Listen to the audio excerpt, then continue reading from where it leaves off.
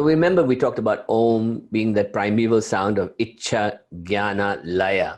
Ichcha means the desire to create the universe, from the yoni upwards. And then, I create a universe and I want to maintain it and manage it. The universe comes into dying at the end of it. And then, in the silence, it dies. And then it's born again. With the next in-breath, Om, another universe is born. Each time I do the Om. And like that, the universe formulates and creates vibrations and energies of words and phrases and, Om Namah Shivaya out there into the universe. And it forms patterns and planets. And, this is the Vac. This is the Saraswati energy creating and designing cosmos. That's happening all the time. Every species, every cell, every planet, every particle is being created by this Vac out there. So the principle in India of the Saraswati came from a river culture. They called it the Triveni. That means 3 rivers. They found, this is the map of where the Saraswati was and the Indus River were. This is from 2500 to 1500 BC. And then it dried up and they had to move east towards Ganges and Yamuna rivers. But in the early days, this was the seat of all the Indian civilization and Indian wisdom. And the Rig Veda comes from this area, and it came from the Himalayas. It poured down, they saw it as a goddess. It poured down into the plains and then down to the sea, and it gave nature, it gave beauty, it gave abundance and agriculture and everything to them. So they looked at this as the mother. They looked at it as a metaphor for the human body. The river came to, this is a beautiful carving done in about the 3rd or 4th century AD in Mahabalipuram in South India, which shows the descent of the Ganga. So when they moved east, they did the stories of the Ganga descending from the Himalayas. And as you can see, the upper part is all the yogis and devas and yoginis and gods and goddesses up there in the upper part. And then from Shiva's locks, it flows down into the human being as serpents and nagins and snakes and comes down that middle passage. And there the elephants are carrying the whole world, and below them are the turtles. And this is the cosmos that without the descent of Ganga or Saraswati or Indus, there would be no Indian civilization. And they found a metaphor for the human body in this, right? This is a beautiful metaphor. And what they found was that the rivers, they always looked for 3 rivers together. And this is a Triveni Sangam. This is in Allahabad in the Kumbh Mela, which is a major festival that occurs every 12 years. And here, all 3 rivers meet at one point. Ganga, Yamuna, and Sutlej. And they meet there. And you get this amazing confluence of energy and people occurring every 12-year cycle called the Kumbh Mela that occurs there, where the rivers meet. What does this symbolize? So the ancients saw that everything was a macrocosm of my biology, my microcosm, right? They looked at everything and said, that is this. This is that, that is this. As above, so below, as below, so above. This paradigm has been in every civilization from ancient Egypt to Sumeria to India. It's the same. And for river people, the place that the river came from was seen as the source from which poured out this amazing wisdom and grace that gave life to everything. And then it poured down the river southwards towards the plains, and it comes down and then flows into the sea at the end of it all. It just goes back into the sea. And the Indian mind, the Sumerian mind, the Egyptian mind saw the Nile the same way. So if you look at the top of the Nile, you'll see the brain with the Pyramid of Giza and all the great cities up there. And then as you go down the Nile, you get all these cities that represent these centers along the spine. And the same thing happens in India. You get this culture of a stream of consciousness that flows down from the mountains, from the head, into the body through the spinal cord and spreads through the whole body. So the spinal cord became the architecture upon which human beings' consciousness was built. And so if you look at all the sacred numbers, they represent the number of bodies they could see in the sky. They saw 7 moving bodies, 7, which were Mercury, Venus, and Sun on one side, Mercury, Venus, and Moon on one side, nearest us, and then on the other side were Jupiter, Saturn, and Pluto, and in the middle was the Sun, and we were the entire universe. So you can imagine that they saw 3 below, 3 above, and all connected in some way. This 7 sacred number comes into being because they couldn't see the stars moving, but they saw the 7 bodies moving, right? The 7 bodies were moving. They could sense them, they could see them, they could map them, they could track them. They were able to see that Venus would move like this in a pentacross every time, that Mars would move at this ratio, and Jupiter would move at that ratio, and so on. So they were fascinated by this drama that was going on in space. And you can imagine that in the Himalayas at that time, or anywhere in the world, you could see the Milky Way, clearly, just like you can see in Wales and Scotland and Alaska today, but you have to go far to see the Milky Way. You can't see it anywhere. You can't see it in New York or Delhi or London anymore. It's gone. Maybe in some remote places you'll see it, but you have to climb high or you have to go look for it. And the ancients saw the Milky Way and they said that was the river of the gods, right? That was the river of the gods. So the stories were always about the churning of that Milky Way into the earth. So they always believed that the Milky Way sent the energy down into the Himalayas and poured through Shiva's lock down Ganga, poured through his lock and into the people, right? And so there was the Milky Way cosmos that they were seeing. There were the 7 bodies and the Himalayas and the river and the outside body they were seeing.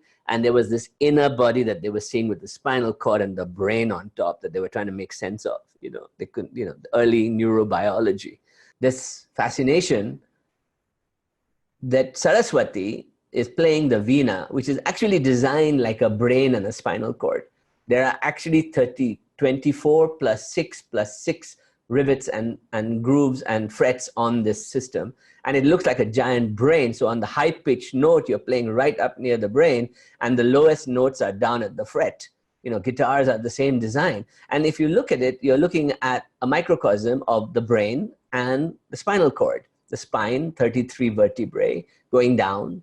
And Saraswati represents the flow of consciousness, not only of the river coming from the Himalayas into the stream, but the stream of consciousness through my head into my spinal cord, sending it to my whole body. This went really far because the ancients, especially in India, saw the human being as an upside down plant, like a fern. In fact, it's described as a fern in the ancient scriptures, where the roots are in the brain connecting to heaven, and the nerves and the spinal cord are the leaves and blossoming in the human body. So the Indian idea was the tree of life was an inverted idea, the roots above and the leaves below. And they saw the human brain as that root structure that would connect them to cosmos. And that the whole body with its nerves and its spinal cord and its passages and its energies was this kind of awakening of a leafy tree that could come into being. Beautiful, isn't it? And they saw that the descent of grace, the descent of cosmic energy came from above. That's why we always refer to the grace descending down from the brain through the spinal cord. And they kind of correlated it to the neurobiology of experience, of shamanic experience, of plant medicine experience, of meditation experience, that there was a descent. And the energy would pour in to me through these roots that connected me to heaven, to the Milky Way, to the Himalayas, wherever I was connected to these grand energies out there that were mystical and powerful and could be invoked.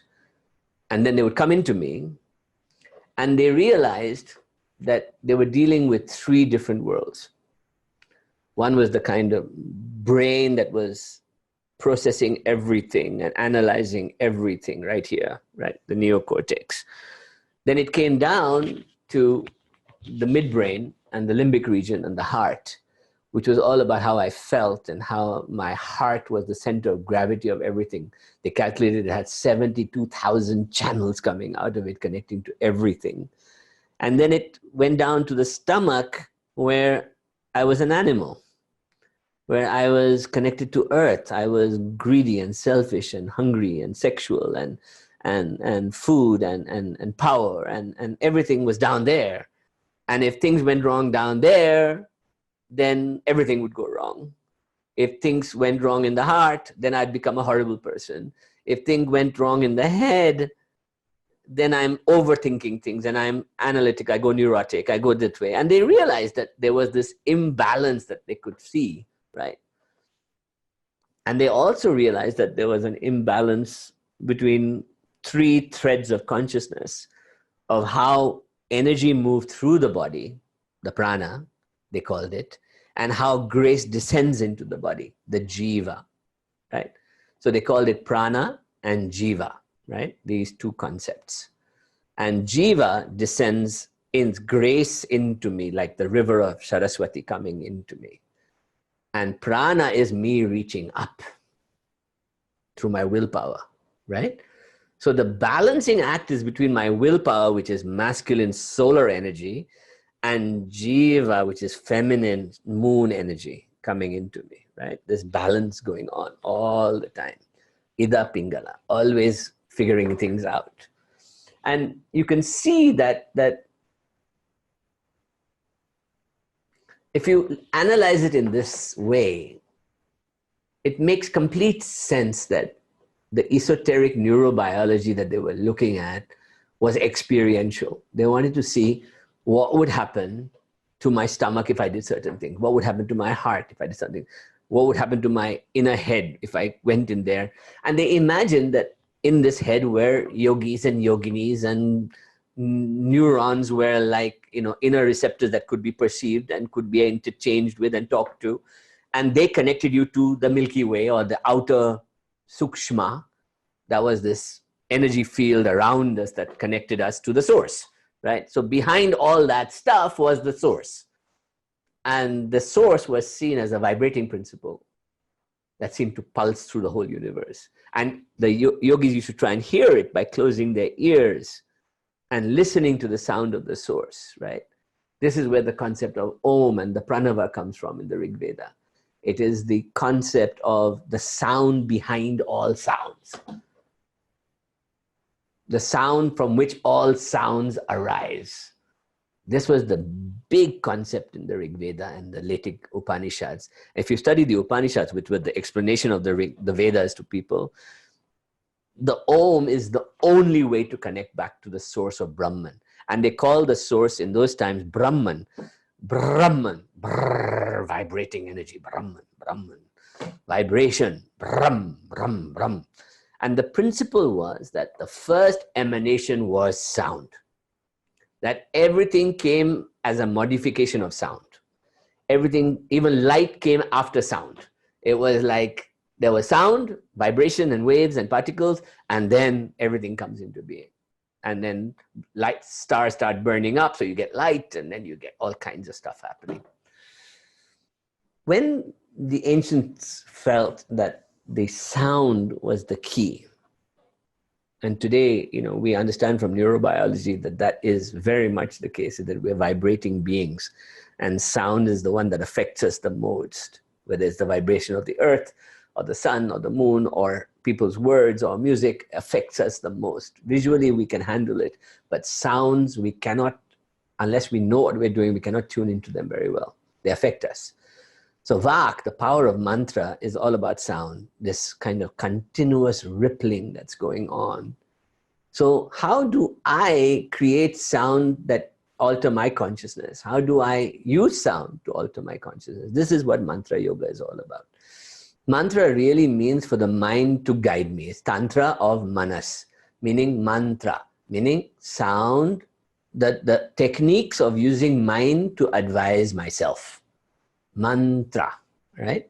And the verse from the Rig Veda is mananat trayate iti mantra. Mananat trayate iti mantraha. That means by repetition of the sound, you are liberated. In the original translation, it says samsara, which is the cycles of life and death. But the tantric interpretation is you're liberated from the cycles of ichcha, jnana, and laya. That means the rise and fall of being. You know, desire, creation, knowledge, and sustenance, and then disappearance, dissolution. You are freed from that cycle. You are liberated from the cycles of life and death. Mananat trayate iti mantraha. And the way to do it is called japa, mantra japa, which means the muttering like we did. Japa means mutter, to mutter, you know, like that. Muttering gently, slowly, and thoughtfully of mantras, mantra japa. And mantra yoga is to awaken that consciousness of who I really am in my inner Atma, of Jiva Atma, to Paramatma, the ultimate being, or Shiva, Sada Shiva, through sound. This is what mantra means. So now you have a good definition. Now we remember in the earlier teachings I talked about the idea that we live in three worlds.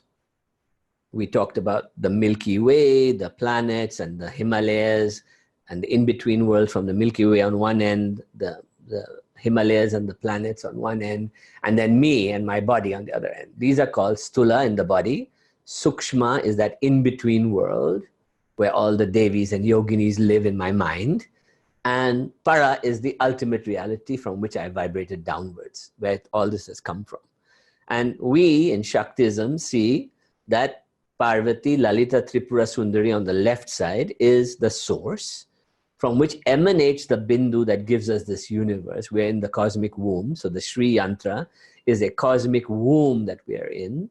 And that dot in the middle of the Sri Yantra is her, the source from which we're coming from. And we are that square around and the petals around it that are our illusion of our reality. And we go from that red, which is the Muladhara and our human nature, to the infinite space of Lalita Tripura Sundari at the Sahasrara. And this human being on the right side is me. Me as a map of the cosmos in my body. So how does grace descend into me? And grace descends as sound. So sound is Shakti. The principle is that we try and imagine what Shakti means, right? We say, oh, Shakti is an energy, it's a power. Shakti is a goddess, it's a being, it's a manifested energy in the form of a mystical being that comes into my life, right? But the core principle of Shakti is Vac, sound. That means from the first time Saraswati begins to design the universe and Bhuvaneshwari pours Adishakti's energy into it, we're getting design after design that is created by sound.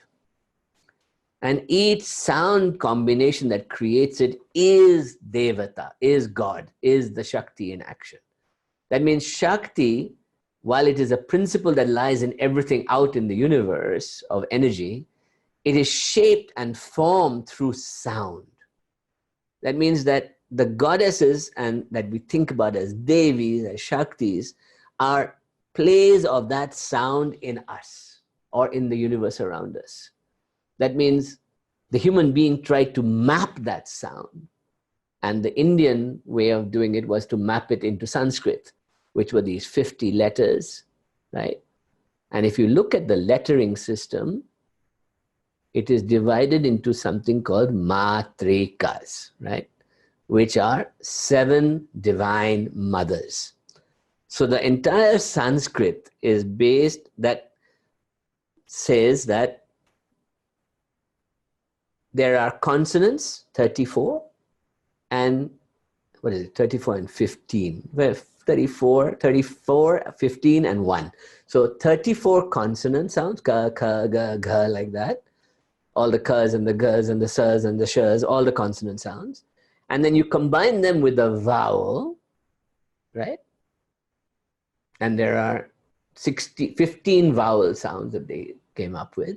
I, u, like that. Like A, E, I, O, U, but elaborated. I, u, E, I, O, like that. And there are two types of sounds that are made. One is called anuswara, which is the vibration of the nose. Like so we say kleem, hreem, shreem, like that. And the other is saha visarga, which means to let go of breath. Visarga. Right? I don't want you to study Sanskrit, but we're going to understand the principle. That Lalita Tripura Sundari represents the Matrika Devi, the supreme goddess of sounds. That means all vowels are Shakti and all consonants are Shiva. 7 groups of consonants make up all words. So if you look carefully, velar, palatal, retroflex, dental, labial, these are the vowels, consonant sounds that come out of our mouth. And there are 7 groups you'll see, sonorants and sibilants. 7 groups of sounds. That means there are 7 matrikas that were given goddess names. Brahmani, Vaishnavi, Maheshwari, Indrani, Kumari, Varahi, Chamundaya. Now, that means that those particular vowel consonant sounds mixed with a vowel sound or with each other create energies that can work with us. So the vowel sounds are all the Shaktis. They cannot do anything without a consonant coming and hitting them. So a mother cannot create a child without the father giving the sperm. So without the linga, the penis, and the sperm, life cannot come into being from energy. The mother is the energy that takes that and converts it into life. So Shakti takes letters and converts them into beautiful concepts or terrible concepts. So we are continuously mixing consonants and vowels and breathing to create sound. And this is the mantra. This is what mantra is all about. I don't want to go too much more into detail on this, but this is a good beginning. If you want to do research into this, I'll show you how to do it. So the concept is that how does sound work in the body? And this is an elaborate esoteric science that they came up with on mantra yoga, where they talked about 4 different types of sound. They talk about para, which is the ultimate sound of the universe, which can be experienced in 2 places in our body. One is above us in the Shiva Shakti realm of vibration as the sounds of the spheres and the music of the spheres. And one is at our Mooladhara as the sound of the cosmos, right, coming into us, as Kundalini waiting to unfurl. She's vibrating down there, waiting. So she's both in the Mooladhara waiting to vibrate and in the cosmos above you vibrating. And in the body, we have 3 forms: Pashyanti, Madhyama, and Vaikhari, right? Pashyanti, I'll start with Pashyanti because para starts at Mooladhara, Kundalini rising. Pashyanti is about desire, meaning sound as sensory experience, sound as taste, sound as smell, sound as erotic, sound as vibrating, sound as sexual, sound as food. Sound here is still not vocal, but it is vibrating to create organ flow and nerve impulses and light that gives you the world we're living in. I'll come to that in a second. The 3rd level is madhyama, which is sensory, that by the time it comes to the heart, I'm starting to feel things. I'm a sensitive being. I'm feeling emotional things. I've experienced vibrating of sound as sensory experience. And by the time it comes to my throat, Vac, I become able to make shapes and sounds and see objects and light and define them and draw them and paint them and make worlds. And that makes me talk. I'm awake now. Form and light. Vaikhari, Vac, Visuddha, Agya. Here, I'm in that human form of the 3rd brain, the 3rd sun. And then above me is para, again, or the music of the spheres above me. So just imagine that sound comes to us in this way. I want you to imagine that the perfect state of being is para, right? Para is complete stillness, turiya state, samadhi. Para is what it is like to vibrate in two places. One is at my Muladhara, which is Kundalini coiled up, waiting to awaken, right? Which is a kind of tranquility and stillness sitting on the earth waiting, you know. And the other is beyond my brain in the Shiva Shakti void, shunya, where everything is still. I'm kind of like that picture shows, a lake, looking at a tranquil lake. I'm just there. This is called the Turiya state. And Turiya means the fourth state of consciousness. Fourth being, the first being awake, which we think we're awake, dreaming, deep sleep, and aware, Turiya, fully aware, right? I'll come to that in a second. So when I'm in para, I'm at the absolute tranquility of being. I am the universe. I am at bliss, ananda in the heart. I am feeling wonderful. I'm just watching. Time does not exist. Space does not exist. In fact, if I'm in the Turiya state, I might think I'm gone for days and days and days, and I come back and I'm gone for 2 minutes. You know, it is like an infinite time loop happens. If I go into Turiya state, sometimes I'll think I'm only been there for a bit. I come back and 1 hour has passed in the world. It's a very strange space-time distortion zone of tranquility you go into, right? That happens with deep meditation or deep mantra or deep. And so remember how we did the mantra and we went from loud, Aim Reem Shreem, Aim Reem Shreem, Aim Reem Shreem, Aim Reem Shreem Namaha, Om Aim Reem Shreem Namaha, Om Aim Reem Shreem Namaha. Then I went quiet, Om Aim Reem Shreem Namaha, Om Aim Reem. I'm getting calmer. Then I went really quiet, Om Aim Reem Shreem Namaha, inside. And then I go silent, right? That silent is the beginning of para. When you experience Kundalini rising, para is that feeling of, oh, wow. I'm in bliss. I feel the stillness. And it can come in music, it can come in gardening, it can come in sex, it can come in many, many places. This sense of, in fact, the entire teaching that I've taught, and many of you have done it with me, the Vigyan Bhairav Tantra, is about that. Is how can I experience that bliss, stillness, any time of the day, in my heart, in my way I can do it, right? And that is para. It doesn't mean, it means absolute awareness. It doesn't mean I'm going to tranquil bliss and trance out. No. It means I am so aware that time stops, almost stops. Space becomes irrelevant. I can pop up anywhere.